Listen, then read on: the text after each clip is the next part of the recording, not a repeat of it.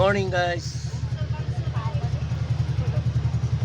Dito tayo sa shop at uli tatahi uli tayo ng shoes, bags. Work. Yung mga star senders dyan, mababait dyan. Good morning po sa inyo lahat. At friends tayo mga star senders. At saka hindi lang tayo friends close tayo. Ito i-share namin sa inyo yung aming hanap buhay.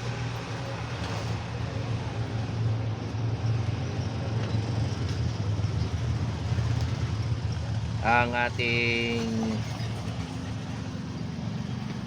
araw-araw na ginagawa, minsan wala, minsan meron gawa, customers, ganun talaga ang buhay, medyo mahirap. Kaya kung ano yung binigay ng Panginoon na biyaya, pagpasalamat natin mga guys. Happy lang, don't stress. Life is too short. Kaya yung iba dyan, daanin lang natin sa reels dyan, mga pa at least yung ibang mga ating mga ka-content creator, doon pa lang nadudulutan na natin sila ng saya at ligaya. Sabi nga nung isang aking followers, nung puntahan niya yung aking account, pumunta siya sa aking mga reels, sabi sumaya daw siya, napasaya ko, napangiti niya. Salamat sa inyo guys. Salamat sa iyo, sino man yung na yun, doon na siya matandaan at patuloy kaming gagawa ng mga content habang tayo nakakasama rito, kasi ito sa akin bahagi po ito ng aking nawawala yung ating mga isipin pa sa buhay, stress. Wala lang naman tayong ginagawa. At wag natin kalilimutan guys, habang tayo gumagawa ng mga ganyang reels, TikTok video, huwag na naman natin kalimutan yung ating Panginoon, paglingkuran. Yung iba dyan nandun na lang sa isang bagay, natutok, tusok ako, sakit. Ganun talaga guys, pag medyo nagkukwento, natutusok ako. Nalagyan na ng dugo yung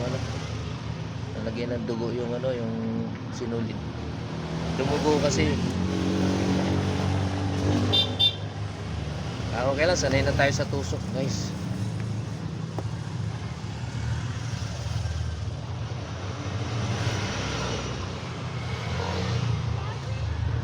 Yung aking kasama medyo sama natin sa video para yan. Yung aking magandang kasama rito sa shop, yan yung aking partner sa buhay. Say hi ka sa ating mga followers at sa ating mga star senders. Sa unang quarter to 11. Guys, ito yung aking anak buhay. Sa Turkey. Na habang tayo nagkukwentuhan, tapos ko na agad yung isa. So, kaya yung mga ka-reels ko dyan, medyo dito kasi sa shop, wala ditong internet Kaya pag nandito ko sa shop, medyo naka-offline po yung aking cellphone. Wala internet dito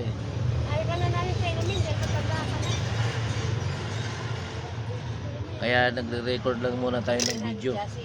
Kumain na muna siya. Ito, lagay natin to. Tapos na. Yan. Mamaya ito guys, ito. Yan. Kukulayan ko yan dito. Kukulayan natin yan. Na kulay blue para hindi siya halata. Mamaya magmi-mix tayo ng color blue, dark blue, yung ano, navy blue. Ito namang isang to. Yan, nakadalawang pencil. Ayan. Yan mo, wag mo na silipin. Ito, ganito. Kinakanalan ko muna to guys bago tahiin para maganda yung tahi. Kanalan natin. Ayan, ganito na yan. Asuncion Alcantara. Yan. Okay naman siya. Okay. Anong doktor niya? Okay, ito kanal nito guys. Oh. Magkano ang chicken? Pakamahal. Yan, yung kanalan Yan natin. ang unang gusto. Kanalan natin yan. Ay, siya din na ba yun? Yan. Hindi pa. Yung aking mga followers dyan, huwag po kayo magsasawang manood sa aking mga video. Kaya matitigil sila ganun. At itong mukha na to, medyo sanay na po kayo dito. Sige na. Sige na. Pasensya na po kayo. Gusto ko yun. Ito yung bigay sa atin ng Panginoon na mukha. Pag itong mukha na to ay nakilala nyo, ayun na yun. Magiging lapat din yung heart nyo. Tao po, hindi po nakikita sa kaanyuan yan. Nasa puso po yan. Kalinisan ng kalooban. Huwag kayong mag-uusga sa itsura ng tao, mga guys, idol. Kasi hindi natin sinasabihan, kahit sabihin natin na mga ganda, magwapo o mga lahat po yan, hindi po natin pwedeng hatulan yung ano. Kailangan po meron tayong banal na takot sa Panginoon para ang unang-una nakakita ng ating puso yung Panginoon Diyos. Kaya tuloy lang tayo sa mabubuting mga gawa at paglingkuran natin ang Panginoon para lahat ng biyaya na dumadaloy sa Kanya, kaunti man yan, pag yan binasbasan ng Diyos, makikita nyo yung value nyan kaysa yung limpak-limpak na isang tambak na salapi, pero puno naman ng kaguluhan, punong-puno ng walang kapayapaan. Okay lang na mahirap tayo mga guys, basta ang kaibigan naman natin ang Panginoon Diyos. Bahala na siya. May pangako naman sa atin ng Panginoon Diyos kung anong regalo niya, basta sundin lang natin yung mga kautusan niya para maging dapat tayo sa Kanya at kalugod-lugod tayo sa Kanya. Share ko na rin po sa inyo guys, tayo naman po kahit saan tayong reliyon ay kumikilala tayo sa Diyos. Depende po yun sa ating pagkakilala sa Diyos. Pero sinishare ko na rin po sa inyo na ako isang iglesia ni Cristo.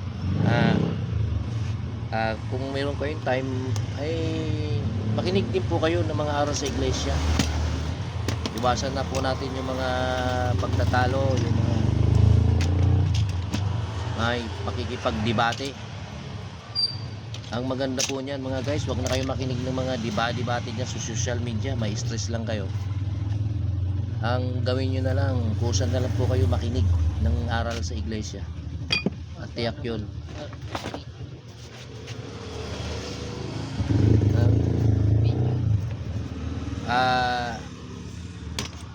Mapakahalaga po kasi sa lahat ng pinag-uusapan po natin mga guys, mga bagay-bagay, napakahalagang pinag-uusapan din minsan. Sisingit din natin yung sa Panginoon Diyos, kasi kung mahalaga yung pinag-uusapan, mas mahalaga rin po yan.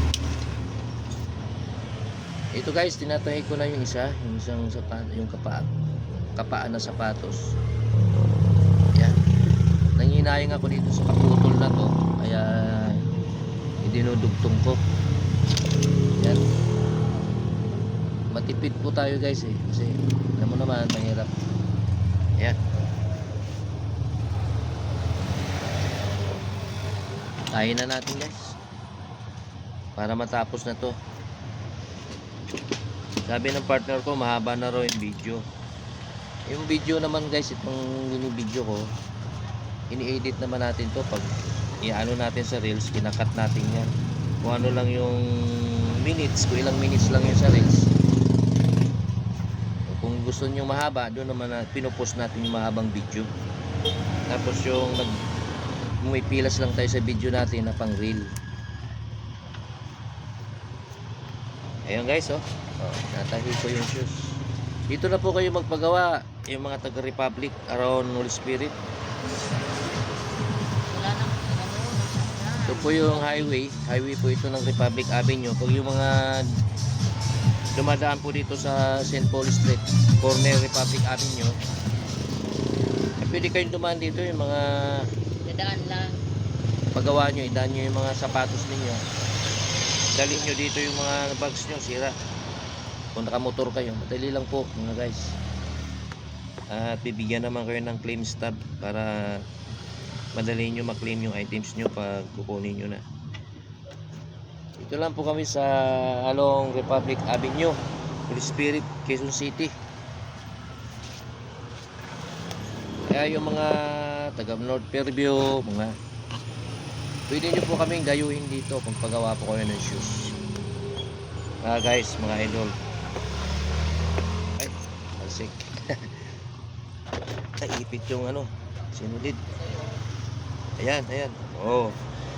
Lapit na po matapos to guys.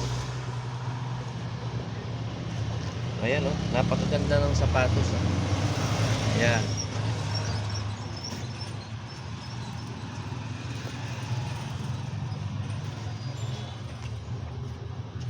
Okay. Mamaya babalik tayo sa online para bisitahin natin yung ating account dashboard. Salamat pala sa mga guys, sa mga star senders. Ay hindi po ako makapag-comment sa inyo kasi ayaw ko pag-komentuhin ni Facebook. Block yung aking comment section. Hindi ko alam kung paano marirecover yun. Parang napakahaba na ng panahon para i-block ako ni Facebook sa comment. Kaya yung ating comment puro heart na lang, at saka yun pwede yun, yung mga heart at saka like yun, yung sending love, sharing love, yung mga sign na ganyan, yun lang ang pwedeng. Kaya minsan mga guys, hindi ako makapag sa inyo ng comments na words. Block po kasi ako ni FB. Hindi ko alam kung bakit. Kasi madaldal ako lahat ng pag nag-i-engage ako, nag-iwan ako ng comment. Ayaw na ako pag-iwanin ng comment kasi nahalata siguro na masyadong mabilis yung ng followers ko. Pag-akyat ng followers ko. Kasi tingin ko wala pang 1 week mga guys, naka 1K followers na agad ako kasi bago lang yung account ko. Bago ako pinunta ko yung isang account ko. Kasi yung ibang account ko hindi po wala pong star senders. Walang stars po. Ang business, kaya lumipat ako sa isang account ko. Hindi ko alam na doon sa isang account ko meron na pala akong 3K na followers nung ako mahilig pa sa topics sa religion. Marami pala ang naging followers ako. Kaya nagsimula ako sa 3K ngayon guys, naging 4K kaagad ako followers. Pa 5K na po ako. Doon sa kabilang ko pang business, hindi ako pinayagan na magka-star ni Meta. Kaya lumipat po ako ng isang account ko. Pinagpatuloy ko yung 3K followers ko po. Kaya ngayon naka 1K followers na kagad ako within 1 week. Siguro napansin ni Meta na mabilis yung ko ng followers. Binlock po niya yung aking comment section. Kasi masipag ako mag-comment Alam mo pag nagko-comment po kayo guys sa comment section, yun napapansin kagad ng mga baguhan. Pinapalo nila,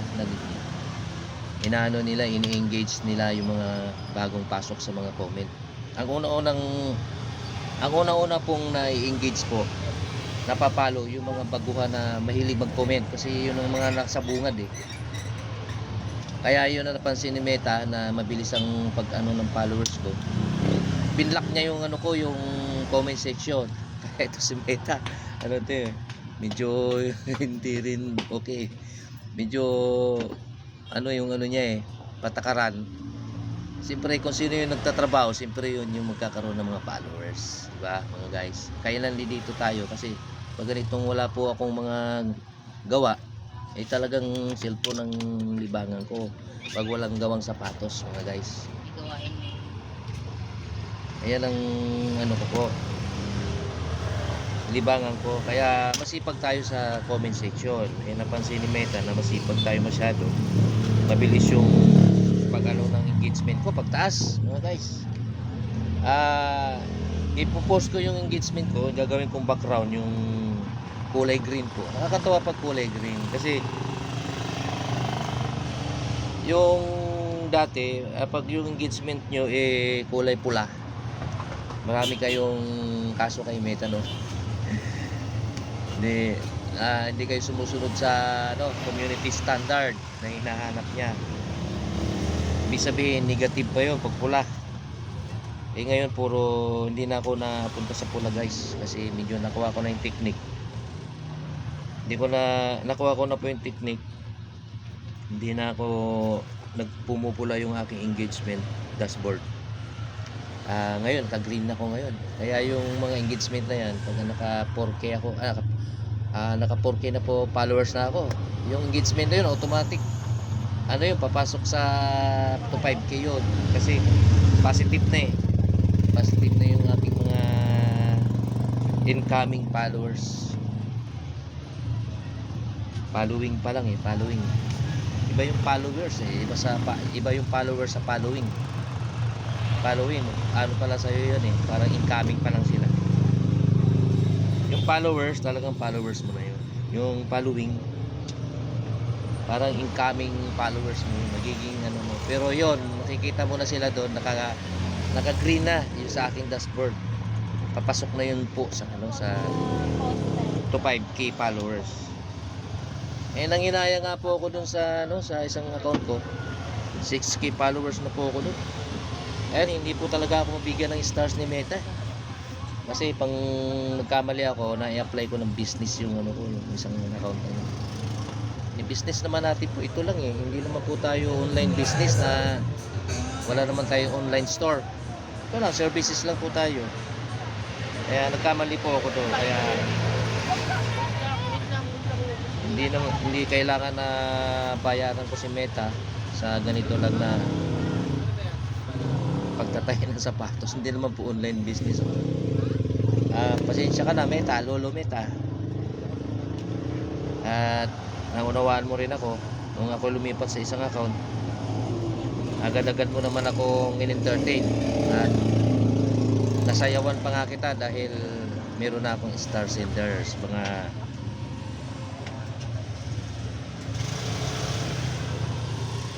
ay nagpapasalamat ako sa may mga mabubuting puso diyan na masipag magbahagi ng mga stars. Yan po yung stars natin parang parang alkansya. Pagdating ng araw may ipon yan. Yun yung regalo sa ating mga pinaghirapan sa ating paggagawa ng content creator. Ang ko lang mga guys, marami na rin ako mga sa social media. Hindi po ako tumitigil sa isang bagay hanggat di ko talaga matuklasan. Kaya sabi nga yung iba na mga ating mga vlogger, mga content creator natin dyan na huwag kayong titigil. Tama po yun. Pag tumigil po kayo, maraming ibig sabihin yun. Maaaring busy ka na sa isang trabaho, busy ka na sa negosyo mo, hindi mo na maharap yung paggagawa ng content creator, kaya hindi mo na maharap, o kaya opens ka na. Ibig sabihin ayaw mo na kasi parang nahirapan ka. Kasi kami ang pagiging content creator po mga guys, marami rin pong ito, pag-aaralan, lalo na yung mga tools pag-i-editing. Marami rin po ito kaya yung Dito kaya lang sir ang mga sir. wala po. Kaya hindi rin po basta-basta, kailangan may alam ka rin po talaga dito sa ano, paggagawa ng mga content, yung mga tools na ginagamit, editing, yung green screen, yung video recorder, yan, kailangan alam nyo po yun kasi pinag-convert na po yun. Tsaka yung crop, kaya yung cutting video, kaya yung speed video, aralan nyo po yun mga guys. Kaya yung iba, marami akong nakikita na maraming nagpapalo na wala silang mga content, wala silang reels kasi hindi po nila alam.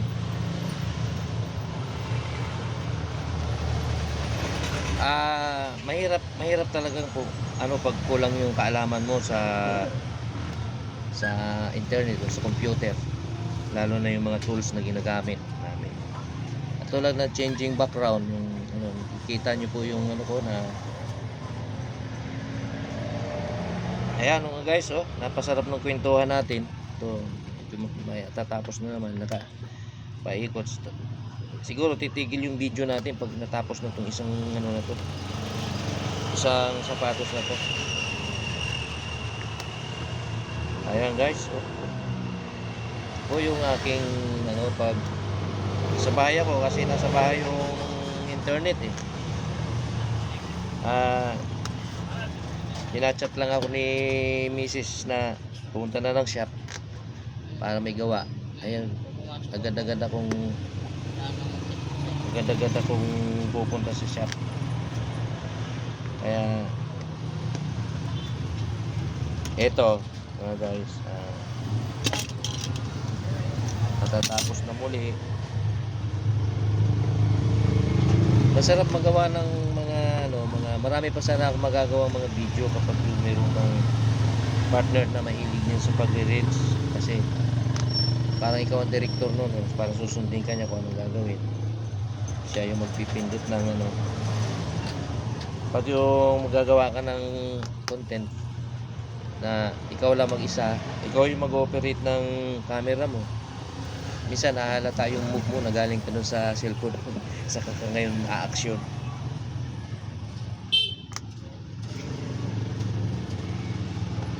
Kaya kung ang tao lang ano lang, kulang sa lahat ng bagay, lalo partner mo, siguro masaya lalo. Lalo maraming magagawa tayong mga ano. Kasi ang social media Cameraman. ginagamitan na ng mga reels po, may mga ano rin may mga gumagawa ng content creator na ng video na yung ginagamitan nila, yung dinadabing nila yung eksena, yung sounds, tao sa tao. Minsan pag nag-iisa ka, isa lang yung gagamitan mo ng ng sounds, yung idadabing mo yung eksena, isang sounds, yung audio. Maganda yung merong kang partner sana kung